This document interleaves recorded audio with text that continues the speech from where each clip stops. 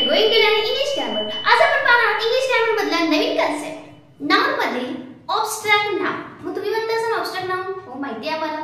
हो तुम्हाला ऑब्स्ट्रॅक्ट नाउन माहिती आहे, पण जेव्हा आयडेंटिफिकेशन करा म्हणलं मग त्यावेळेस खूप जण कन्फ्यूज होतात. कारण प्रॉपर नाउन ओळखता येतं, कलेक्टिव्ह नाउन ओळखता येतं, कॉमन नाउन येतं, काउंटेबल अनकाउंटेबल सगळे नाउन ओळखता येतात. ऑब्स्ट्रॅक्ट नाउन असं आहे की त्याला स्पेसिफिक आपल्याला कसं ओळखायचं याला खूप मुलं कन्फ्यूज होतात. तेच पाहायचंय आपल्याला.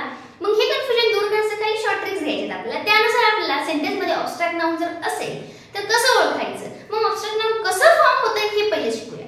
ऑब्स्ट्रॅक्ट नाउन कशाला म्हणतात हे पण सांगणार आहे. तर नाउन चला पाहूया. नाउन ऑब्स्ट्रॅक्ट नाउन म्हणजे काय? असं एक नाउन असतं किंवा नाव असतं, नेम ऑफ. मग ती कशाचं नेम असतं?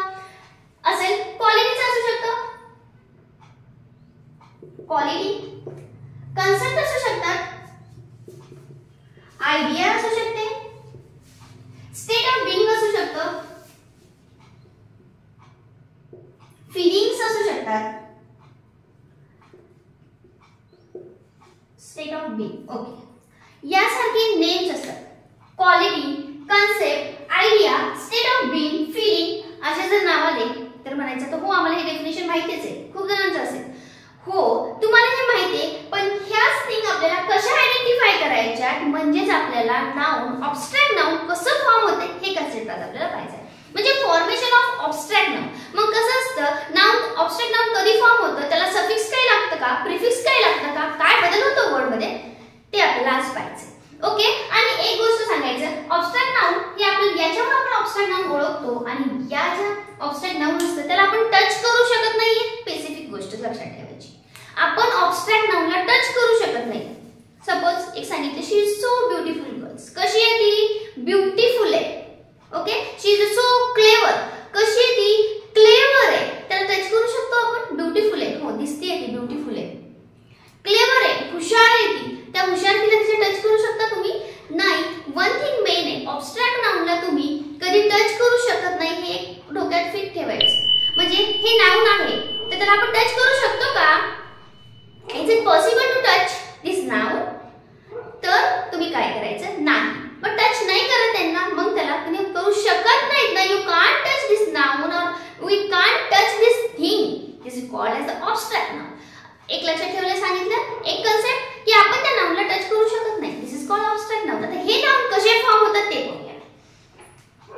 म्हणजे याच्यामध्ये आपल्याला क्वांटिटी कळते, क्वालिटी कळते. सॉरी क्वांटिटी नाही, क्वांटिटी म्हणजे की काउंटेबलला जातं. क्वालिटी कळते, त्यातलं गुण विशेष काय असतं ते सांगते, त्याच्या फीलिंग्स कळतात. जसं की ट्रूथ, फेथ, बिलीफ हे सगळे कशात आले? ऑब्स्ट्रॅक्ट नाउन मध्ये आले. आता चला पाहूया असे काही वर्ड की त्याला आपल्याला ऑब्स्ट्रॅक्ट नाउन मध्ये कन्वर्ट करायचं असेल तर काय करायचं. तर आपल्याला जेव्हा ऑब्स्ट्रॅक्ट नाउन एखाद्याचं बनवायचं असतं किंवा ओळखायचं असतं हे सुद्धा याच्यातून समजून येईल तुम्हाला कसं ओळखायचं. तर ऑब्स्ट्रॅक्ट नाउन आपल्याला एखाद्या नेम पासून आपण फॉर्म करूया. तर वर्ड्स घेते मी फर्स्ट ब्राईट. आता ब्राईट जर असेल, ब्राईट हा ऑब्स्ट्रॅक्ट नाउन आहे का? नाही. हे एक नाउन आहे ब्राईट, चमकणे. कॉमन वाटतं आपल्याला. ओके, तर याला जर तुम्हाला ऑब्स्ट्रॅक्ट नाउन बनवायचं असेल तर याला सफिक्स लावायचं नेस, NESS.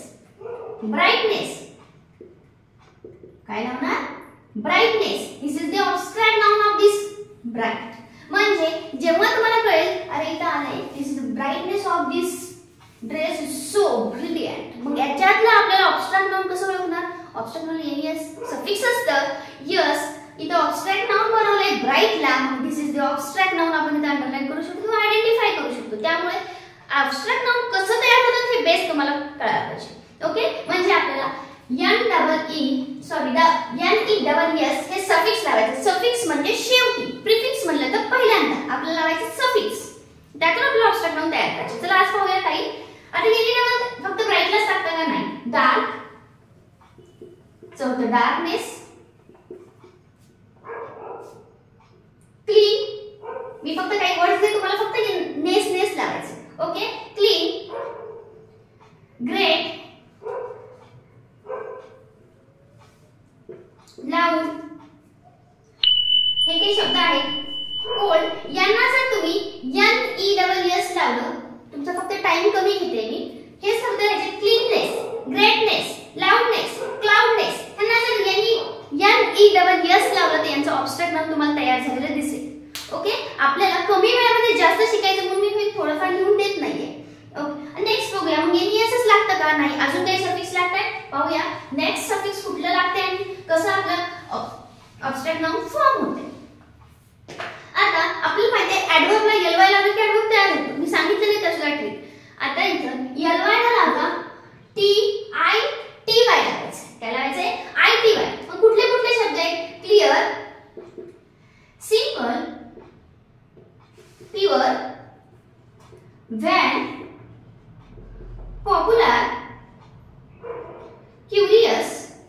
यांना जर तुम्ही आता पहा क्लिअरिटी झाला आपलं ऑब्स्ट्रॅक्ट नाउन फॉर्म. ओके, आता इथे सिंपल, मग इथे होणार आहे सिम्प्लिसिटी. पहा थोडंच नाउन मध्ये काय झालं, चेंज झालाय. इथं ई निघून जाणार, आय टी लागणार म्हणजेच प्युरिटी.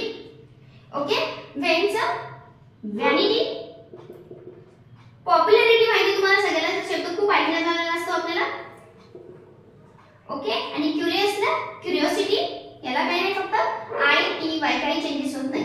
पहा अशा प्रकारे तुम्ही आय टी वाय लावून सुद्धा ऑब्स्ट्रॅक्ट नाउन बनवू शकता. असे काही आहे, तुम्ही म्हणता की त्यासाठी सगळं पाठ करावं लागतं, पण तुम्हाला एक लक्षात घ्या, तुम्ही जर नेहमी पाहत राहिलात, विचार करत करत जर तुम्ही शिकला तर तुम्हाला समजेल शब्द पाठ करायचे. आय टी वाय यांनी डबल एस, अजून आहे कुठले ते पण सांगणार नाही. सी वाय असेल यांनी ई एन सी ए लागतं. हे जर लागत असतील तर आपल्याला लगेच समजून येते की दिस इज ऑब्स्ट्रॅक्ट नाउन.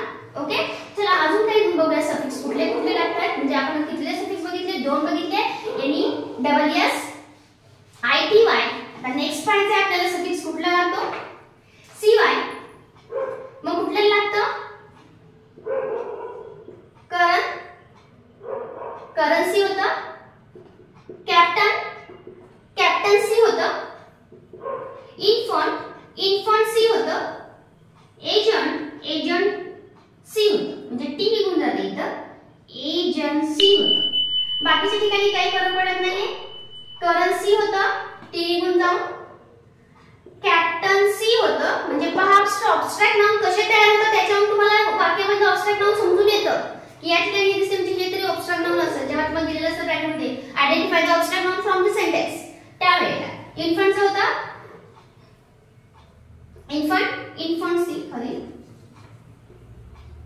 इन्फंसी. ओके, अशा प्रकारे तुम्ही सी वाय लावलं तरी आपलं ऑब्स्ट्रॅक्ट नाउन तयार होतं. अजून एक पाहणार आहोत, ई एन सी लावलं तरी ऑब्स्ट्रॅक्ट नाउन तयार होतं. कुठलं कुठलं?